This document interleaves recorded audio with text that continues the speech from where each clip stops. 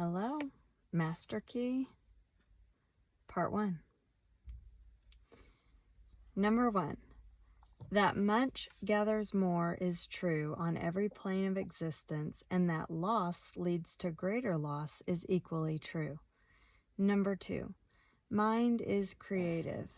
In conditions, environment, and all experiences in life are the result of our habitual or predominant mental attitude.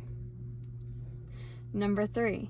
The attitude of mind necessarily depends upon what we think.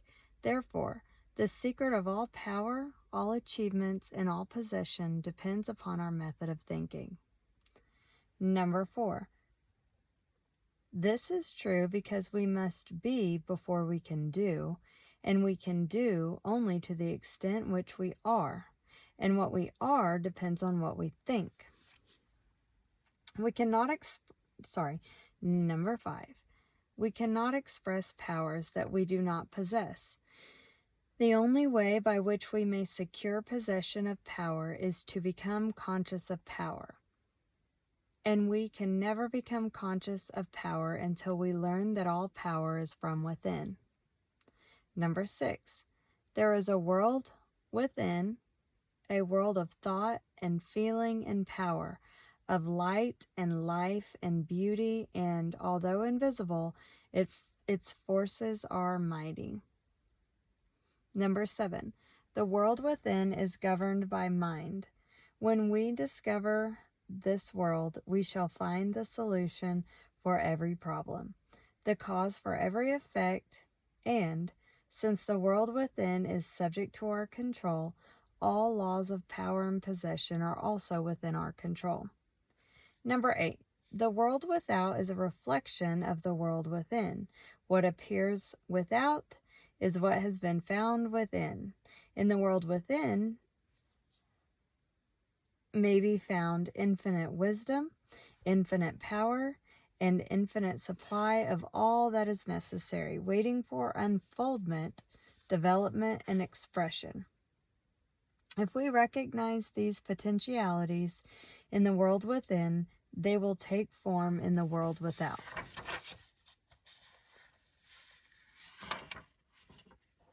Number 9. Harmony in the world within will be reflected in the world without. By harmonious conditions, agreeable surroundings, the best of everything. The best of everything.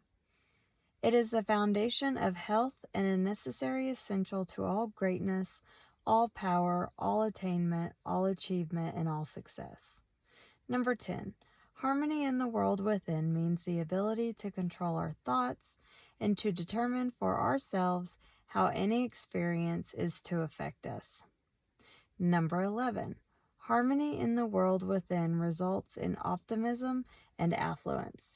Affluence within results in affluence without.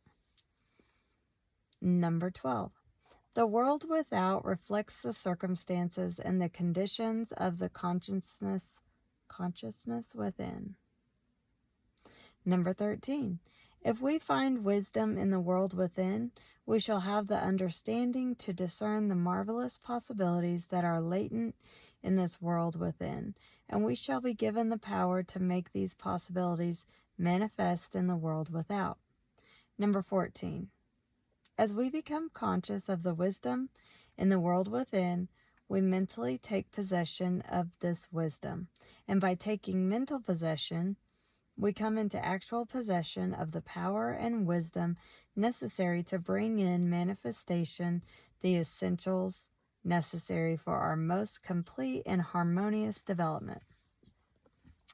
The world within is the practical world in which the men and women of power generate courage, hope, enthusiasm, confidence, trust, and faith, by which they are given the fine intelligence to see the vision and the practical skills to make the vision real. Number 16. Life is an unfoldment, not an accretion. What comes to us in the world without is what we already possess in the world within. Number 17. I do have to say, I appreciate number 16, that life is an unfoldment, not a accretion. So it's not about what we search, and find. It's about what's already within us that unfolds. And number 17, all possession is based on consciousness. All gain is a result of an accumulative consciousness. All loss is a result of a scattering consciousness. Number 18. Mental efficiency is contingent upon harmony. Discord means confusion. Therefore, he who would acquire power must be in harmony with natural law. Number 19. We are related to the world without by the objective mind. The brain is the organ of this mind, and the cerebrospinal system of nerves puts us in conscious communication with every part of the body. This system of nerves responds to every sensation of light, heat, odor, sound, and taste. Number 20. When this mind thinks correctly, when it understands the truth, when the thoughts sent through the cerebrospinal nervous system to the body are constructive, these sensations are pleasant and harmonious. Number 21. The result is that we build strength, vitality, and all constructive forces into our body. But it is through the same objective mind that all distress, sickness, lack, limitation, and every form of discord and inharmony is admitted to our lives. It is, therefore, through the objective mind, by wrong thinking, that we are related to all destructive forces. Number 22. We are related to the world within by the subconscious mind. The solar plexus is the organ of this mind. The sympathetic nervous system, or just the sympathetic system of nerves, presides over all subjective sensations, such as joy, fear, love, emotion, respiration, imagination, and all other subconscious phenomena. It is through the subconscious that we are connected with the universal mind and brought into relation with the infinite constructive forces of the universe. Number 23. It is the coordination of these two centers of our being and the understanding of their functions which is the great secret of life. With this knowledge, we can bring the objective and subjective minds into conscious cooperation and thus coordinate the finite and the infinite. Our future is entirely within our own control. It is not at the mercy of any capricious or uncertain external power. Number 24. All agree that there is one principle or consciousness pervading the entire universe, occupying all space and being essentially the same in kind at every point of its presence. It is all powerful, all wisdom, and always present. All thoughts and things are within itself. It is all in all. Number 25. There is but one consciousness in the universe able to think, and when it thinks, its thoughts become objective things to it. As this consciousness is omnipresent, it must be present within every individual. Each individual must be a manifestation of that omnipotent, omniscient, and omnipresent consciousness. As there is only one consciousness in the universe that is able to think, it necessarily follows that your consciousness is identical with the universal consciousness. Or, in other words, all mind is one mind. There is no dodging this conclusion. Number 27. The consciousness that focuses in your brain cells is the same consciousness which focuses in the brain cells of every other individual. Each individual is but the individualization of the universal, the cosmic mind. Number 28. The universal mind is static or potent or potential energy. It simply is. It can manifest only through the individual, and the individual can manifest only through the universal. They are one. Number 29. The ability of the individual to think is his ability to act on the universal and bring into manifestation. So, right there, the ability of the individual to think is his ability to act on the universal and bring into manifestation. Human consciousness consists only in the ability of man to think. Mind in itself is believed to be a subtle form of static energy, from which arises the activities called thought, which is the dynamic phase of mind. Mind is static energy. Thought is dynamic energy.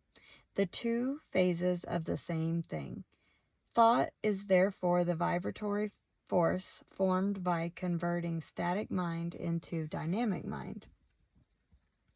Number 30. As the sum of all attributes are contained in the universal mind, which is omnipotent, omniscient, and omnipresent, these attributes must be present at all times in their potential form in every individual. Therefore, when the individual thinks, the thought is compelled by its nature to embody itself in an objectively or condition which will correspond with its origin. Number 31. Every thought, therefore, is a cause, and every condition an effect. For this reason, it is absolutely essential that you control your thoughts, so you can bring forth only desirable conditions. Number 32. All power is from within and is absolutely under your control. It comes through exact knowledge and by the voluntary exercises of exact principles. Number 33. It should be plain that when you acquire a thorough understanding of this law and are able to control your thought processes, you can apply it to any condition. In other words, you will have come into conscious cooperation with the omnipotent law, which is the fundamental basis of all things. Number 34. The universal mind is the life principle of every atom which is in existence. Every atom is continually striving to manifest more life. All are intelligent and all are seeking to carry out the purpose for which they were created. I'm sorry. Uno momento. Number 35. A majority of mankind lives in the world without. Few have found the world within, and yet it is the world within that makes the world without. It is therefore creative, and everything which you find in your world without has been created by you in the world within. That's pretty big. Everything which you find in your world without has been created by you in the world within. Number 36. This system will bring you into a realization of power which will be yours when you understand this relation between the world without and the world within. The world within is the cause, the world without is the effect. To change the effect, you must change the cause. Number 37.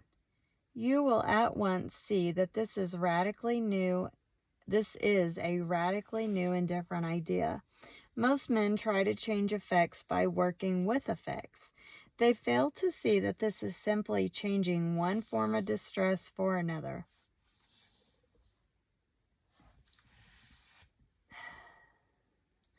To remove discord, we must remove the cause, and this cause can be found only in the world within. All growth is from within. Number 38. All growth is from within. This is evident in all nature. Every plant, every animal, every human, in a living testimony to this great law. Every plant, every animal, every human is a living testimony to this great law. And the error of the ages is in looking for strength or power from without. Number 39.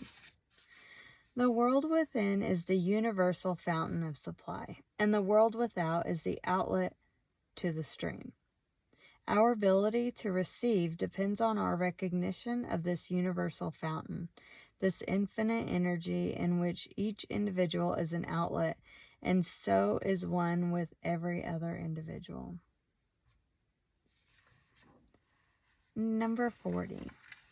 Recognition is a mental process. Mental action is therefore the interaction of the individual upon the universal mind.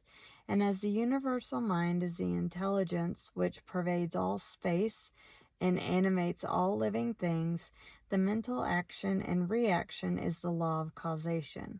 But the principle of causation does not obtain in the individual, but in the universal mind. It is not an objective faculty, but a subjective process. And the results are seen in an infinite variety of conditions and experiences. 41. In order to express life, there must be mind. Nothing can exist without mind. Everything which exists is some manifestation of this one basic substance, from which and by which all things have been created and are continually being recreated. 42. We live in a fathomless sea of plastic mind substance. This substance is ever alive and active. It is sensitive to the highest degree. It takes form according to the mental demand. Thought forms the mold or matrix from which the substance expresses. 43.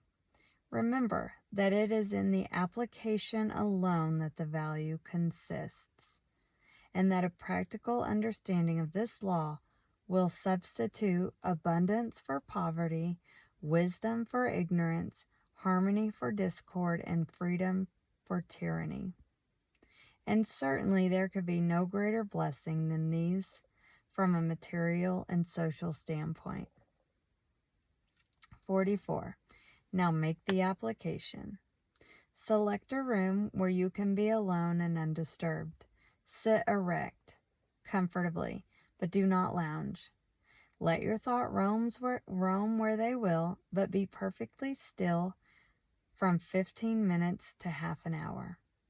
Continue this for 3 or 4 days or for a week until you secure full control of your physical being.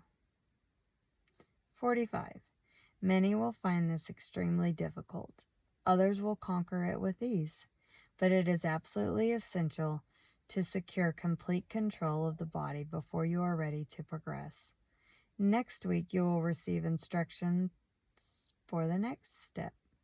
In the meantime, you must have mastered this one. So, that's this evening's installment of Kia to Caddy Chronicles.